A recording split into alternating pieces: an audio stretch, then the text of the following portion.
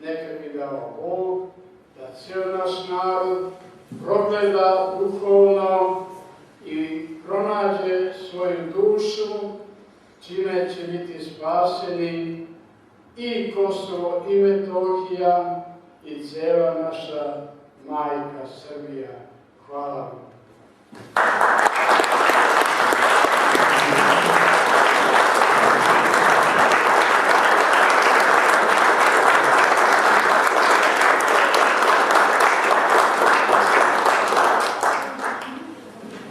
Hvala našem dragom episkopu na ovom veličanstvenom govoru. Ja bih želio da vas zamolim da vam kažem da program nije gotov. Mi imamo sad vreme, ako neko želi da postavi bilo kako pitanje, bilo kojim od naših gostiju ovdje slobodno. Imamo ovaj mikrofon, izgleda da radi dobro, tako da ja bih vas stvarno ohrabrio ako imate bilo kakvih pitanja, da li duhovnih pitanja, da li patriotski u vezi izdaje Kosova i Metohije, da postavite pitanje.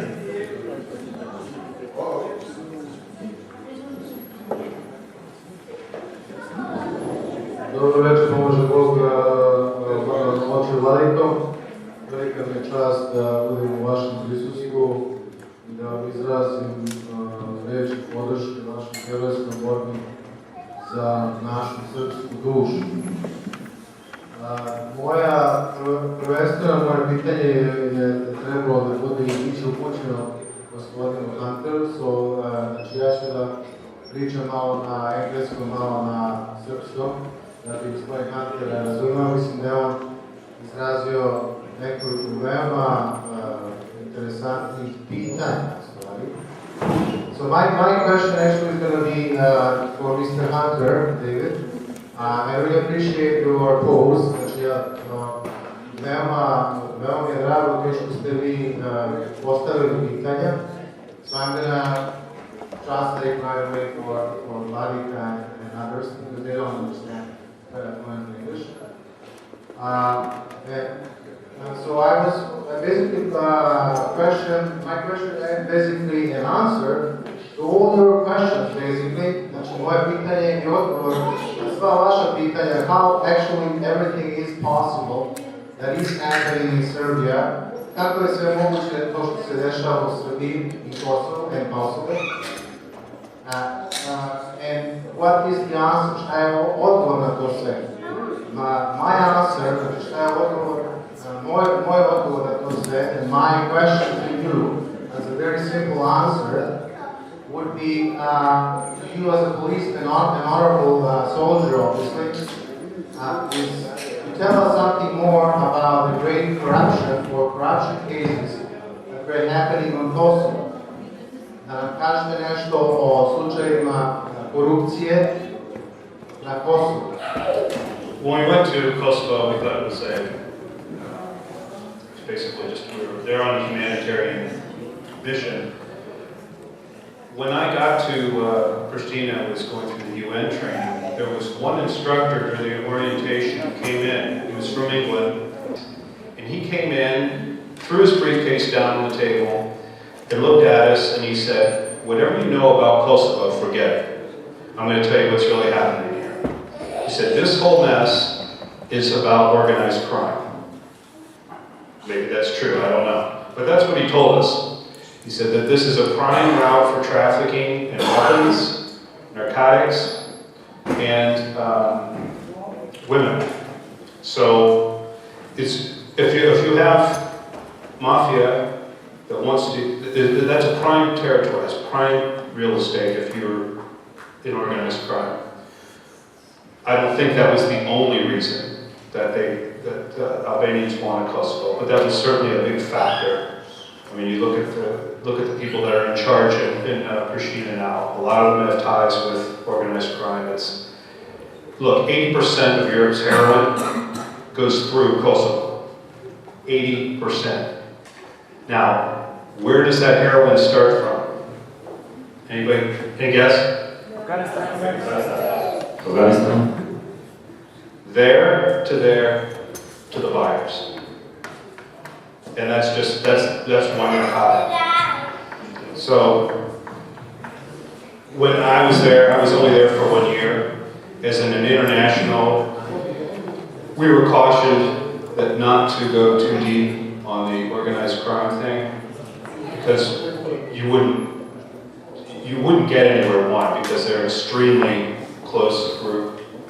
But there just wasn't enough time in 1 year to develop the contacts to be effective on organized crime. That's not why we were there. I mean, we were there just to teach basic policing. And I know of one instance where one officer did start to investigate a case of organized crime at my station. And in the middle of the night, in his country, which was Germany, his wife got a knock on the door. And they said, tell your husband to back off. That was it. And he backed off. He only had 2 more weeks in his mission or something like that. He's not going to risk it, for that. So I don't know. I know organized crime exists there. It's very prevalent. They traffic a lot of dope, a lot of weapons, and prostitutes. But as far as I come in contact with it, no. It just wasn't a part of my daily work. But it does exist, and that's where Europe's heroin is going through, right through Kosovo. Thank you very much. It was a really good reply and a really good question. I believe in microphone. Moje ime je Dušan Kovačević iz Toronta i kao što je gospodin Andrej pri kraju govora zaključio da je ovo u pitanju opstanka Srba. Vernika, nevernika, nema veze ko Srba. Posle toliko vekova. Sad je moje konkretno pitanje gospodinu Vladici. Šta je nama, vernicima i nevernicima, konkretno raditi da bi pratili vaš put? Vernici ne mogu u svoju crkvu, ja nevernik ne mogu da idem kod vas, kukate mobil, živim u Kanadi. Hvala. Jako dobro pitanje.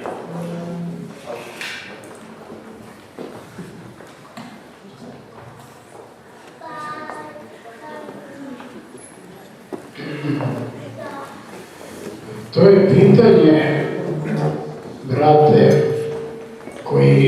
koje muči i interesuje mnoge Srbe, ne samo ovdje u Americi i Kanadi, nego i u samoj Srbiji.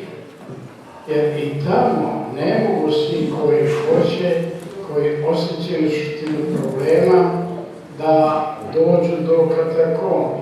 Gotovo to nije bilo moguće u početku, kada su samo na 1-2 mesta imali bogosluženja. Danas je to tamo malo lakše učiniti, ali ipak bez žrtve za to ne može nima da učini. Ono što treba da učinimo, to je da pokažemo otpor, aktivan. Kako vernik da dođe u svoju crkvu da pruži otpor svoj crkvu? Neće ići u tu crkvu. To je otpor. Neće ići u tu crkvu. Može se moliti Bogu i u domu i na svakom mjestu. I biti u crkvi i biti sa Bogom. A da li će imati gde i ko da mu priseče kolač, da se pričesti, da krsti dete, ako ima vere, neka prepusti, Bogu će se postarati.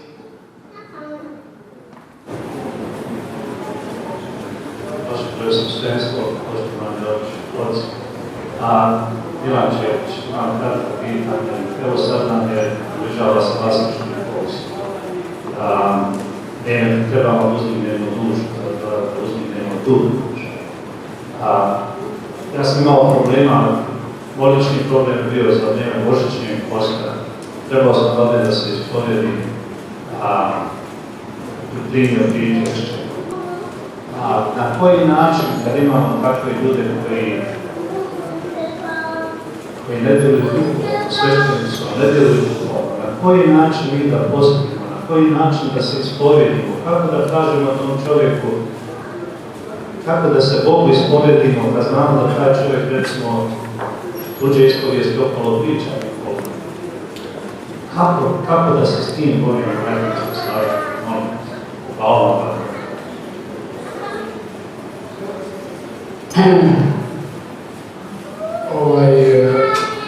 Za vreme Sovjetskog saveza, kada su 20.000 crkava bile porušene ili zatvorene, pretvorene u magazine i u druge javne objekte, postojali su prostori ogromne Rusije, gde na 200-300 km nije bilo crkve. Ali je narod sačuvao svoju veru. Kako? Jednom godišnje ili jednom u 2 godine se spremao da ide na hodočašće u onom nekoliko manastira koje je bilo ostalo. To je Kijevo-Pečerska lavra, Sergijska lavra kod Moskve i još neke manastiri, gde je narod dolazio ili jednom godišnje na praznik manastira, proveo dan, 2, 3, ispovedio se, pričestio se, pomolio se Bogu i vratio se kući i tome je bilo dovoljno za celu godinu.